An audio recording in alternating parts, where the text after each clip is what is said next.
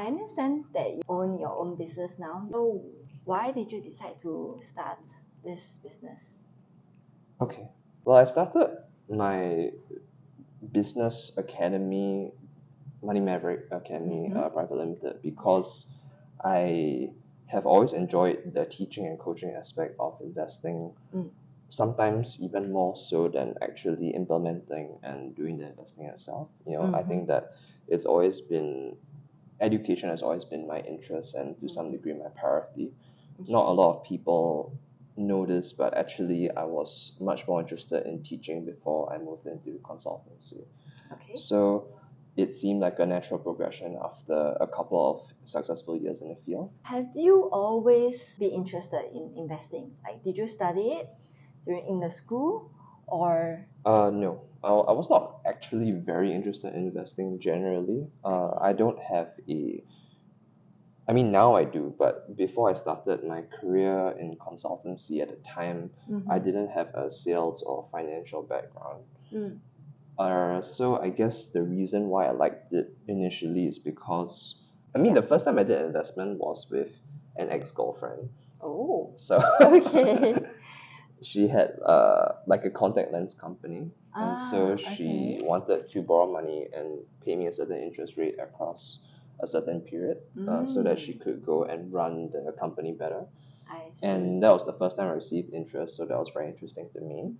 I started to kind of delve into it a little bit from there. So eventually I started what we call a peer-to-peer lending company, peer-to-peer lending business. So basically we facilitate higher interest loans between SMEs and some of the general public, so on and so forth.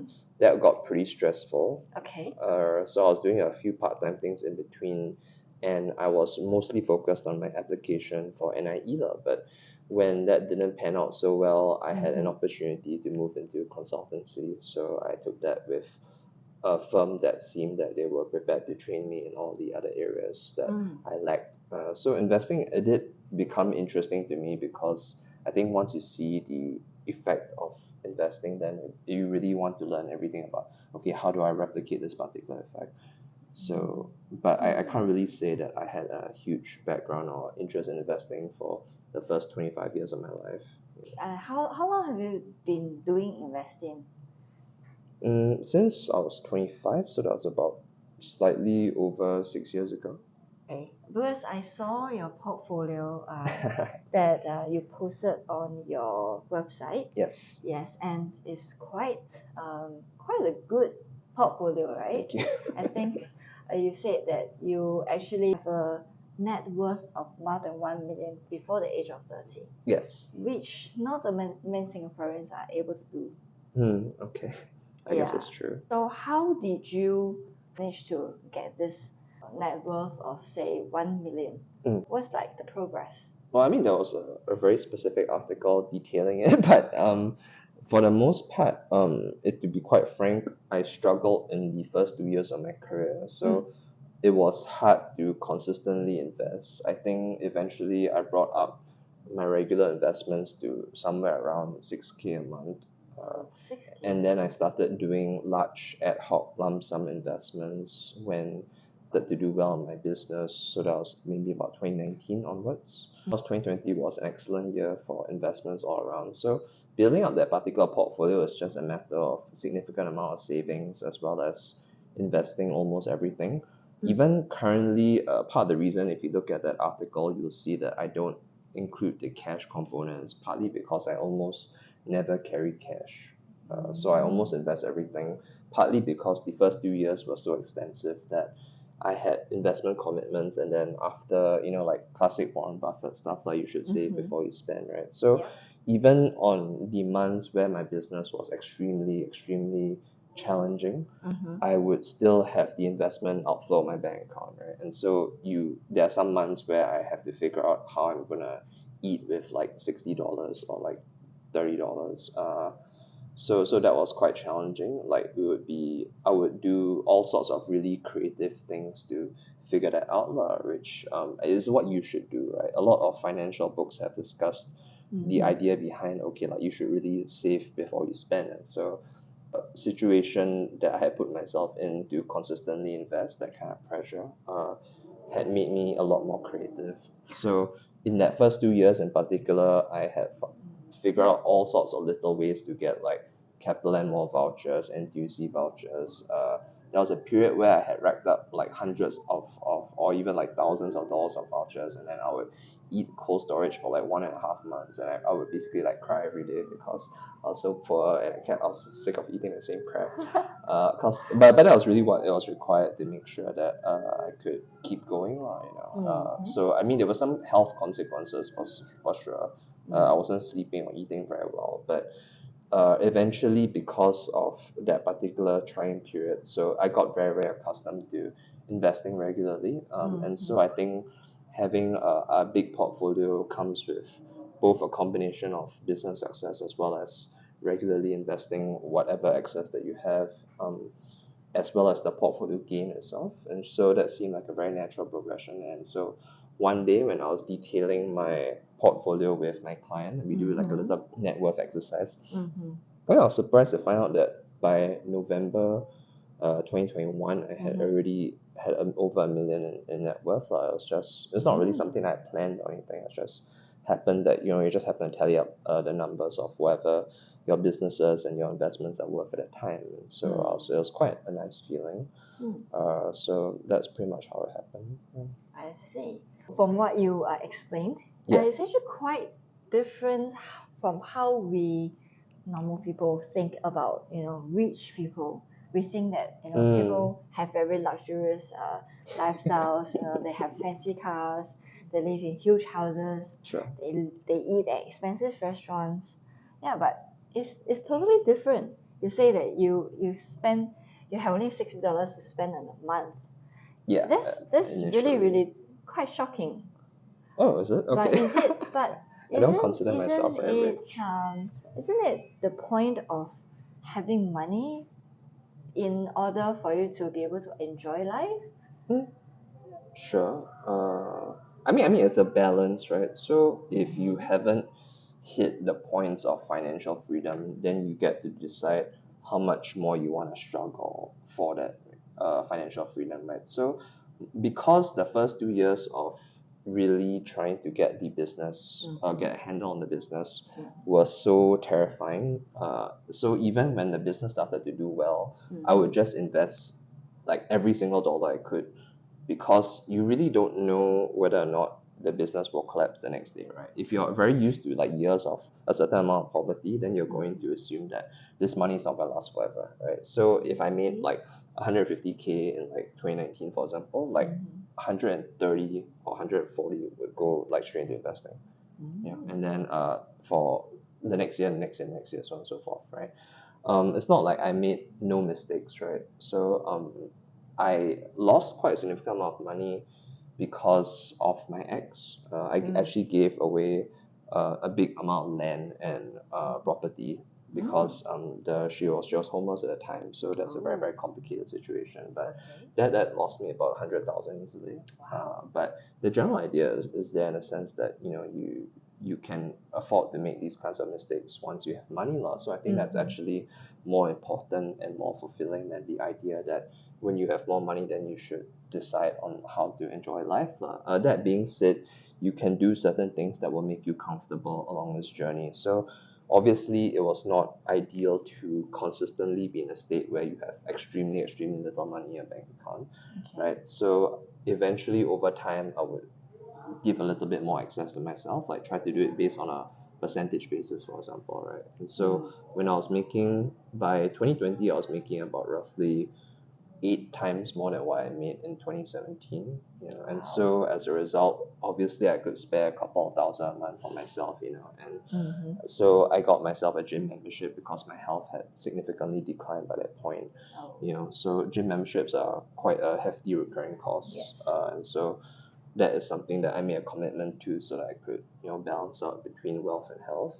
And then I entered this stage of what I like to call stake financial freedom.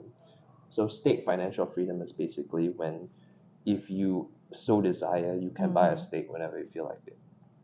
You see, which is not a privilege that I had for like many, many, many years. prior to that, right? So Wow, it's really okay. something where, yeah, like if you really feel like having a steak, then you have a steak. I mean, of course, nothing crazy. Like you don't have to keep eating like prime rib or something. But like if I wanted to go to iSteaks and order like a premium silver fern, right? So then maybe that'll cost like $31, for example. Yeah, you could just do that. And so you find little ways to enjoy yourself, but I don't think that it's wise to do something that is both too polarizing on the poorer end, where you make yourself miserable for the potential sake of happiness later that you could still screw up. But you also concurrently don't want to think that, okay, like this kind of spending that you want to indulge in is going to last forever. Because if I had spent 8 times the amount of what I made, just because my income went up by 8 times, for example, and I tried to maintain that now, like especially when I'm trying to regroup and focus more on this new business that I've started, I think that it would be quite disastrous because it takes time to rebuild or to build a business, and so you can't expect that your lifestyle is going to be the same. And if you're stuck on that extremely extravagant lifestyle, it's going to be very, very disastrous. I think you said something about retirement amount. How do you calculate how much you need to save in order for you to have a comfortable retirement? Okay. So this is interesting because a lot of bloggers have written about financial freedom as a whole, but correct. to me, one of the flaws that I found in a lot of older financial freedom articles is that normally they subscribe to the idea that financial freedom is like a variable changing animal in some sense. The idea that, okay, like I could get financial freedom now, and then maybe 5 or 6 years later, some kind of event happens such that maybe I have another child or something. So now I'm not financially free anymore, so maybe I should reconsider working, right? And so that doesn't seem like a logical train of thought to me. So I think you want to be in a situation where you can be aware of what additional expenses will come up. So that's when you're really financial free. So for example, let's say if I plan for financial freedom for myself, and maybe I'm not too picky, so maybe at like a 4% dividend, for example, and I want to have use like maybe 1 mil to do that. So maybe I have 40K a year, and maybe that's enough for me, right? If I'm planning to have a wife and 2 children, then the 40K is probably not going to be enough, right? And so if logically this makes sense, then because I am planning to inevitably have certain expenses coming up, then your financial freedom should revolve around the wife and 2 children, not just by yourself, which means that for me to plot out my financial freedom, it's not 1 mil anymore. It should be whatever number is the entire family, even if I don't have that family yet. So how do you have like a formula that you use to figure out this amount of money that you need in order for you to achieve financial freedom? Oh, it depends. It's extremely personal, right? So for business consultancy, I help to teach financial consultants to really do an extremely extensive breakdown. But for example, I can tell you that right now I am helping to teach somebody on someone whose parent passed away, so she left behind about 1.5 mil, right? That's a significant amount of money for a person, and he wants to do a lot of things with that money, right? But even that could run out if you're not managing that properly. So for example, one of the things that we're looking at is he wants to have holidays for the wife and children like twice every year. Okay. Right? And so there's a huge difference between like, let's say, a European holiday and like a holiday to like Bali, right? It's going to be a world of difference. True. And so when we look at the financial math behind it, we can use certain assumptions and as well as certain percentages, and then we'll try to work out the best we can on how much money we'll need for that. And so to answer your question, that is really every single little bit is customized, right? And so on my end, I have a couple of videos. I did a video called something about my financial freedom goals, basically, right? And so in that video, I detailed that I used to think that my own financial freedom only required about 1.2 mil, but currently it requires about 2.2. closer to 2.2 mil Wow. after you account for example, let's say if I have 2 children and I want Mm-hmm. to send them to international schools, because there's a very decent chance that I may want to travel the world, like maybe if I want to live in Bali or Malaysia or Thailand or even Australia, so that would cost a significant amount of extra money, and so I can go and look at the cost of that now and extrapolate into the future using inflation data, right? And that's just one aspect. It means that child education is one aspect, and then I have to put together the general cost of living. Does my wife need a certain amount of allowance, so on and so forth. And so that way, when we put together every single little thing nicely in such a personal and customized manner, then we can determine exactly how much money we may need for financial freedom. One of the downsides of this particular idea is that it does mean that you are limited to the amount of creativity that you are expending at this point, which means that, let's say if I plan out this amount of money, it's very, very hard to move the goalposts after that. You see, because let's say if I, like, car inflation is maybe like 10 times higher than what I expected it would be, for example, then pretty sure you can't get a car, you see, because you're just done, right? You only made the money based on that particular Correct. situation. So you have to be very, very careful of these things as well. But I would still argue that it is alternative, this situation, like planning to such a degree like that is still better than the idea that, okay, you achieve financial freedom temporarily and then later on it changes, right? Because if we use that particular metric, then technically I have been financially free for maybe the last 2 years already, but it doesn't make sense because I still have to go and buy a house or maybe multiple houses, and I still have to get married, which I'm getting married now this year. So there's like 2 weddings, and then we'll have 2 children later, and so that's like the financial freedom is gone just like that, right? There's no way my current passive income can handle all of that.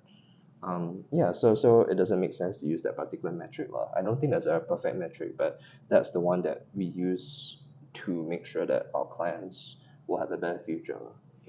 Okay, so basically, to sum it up, maybe, so we need to calculate our expenses and maybe even future expenses that we predict will come up, and then we times the number of years that we believe we will live for, is it? And then I mean there's several advanced steps to it as well. So you could account for the inflation for each one, right? So for example, like gross inflation or your standard headline inflation, like if you're talking about food and energy, like water's utility, all that, that's relatively predictable in a country like Singapore, right? While if I'm talking about education or health inflation, that shoots up exponentially. Like you shouldn't use the same metric of inflation to try to calculate all of it. It's very dangerous. I see. Because if you try to calculate it based on general inflation, then when you are estimating how much your child's university will cost in 25 years, like you're going to have a very different result, you see. And so if you're underprepared, you're screwed.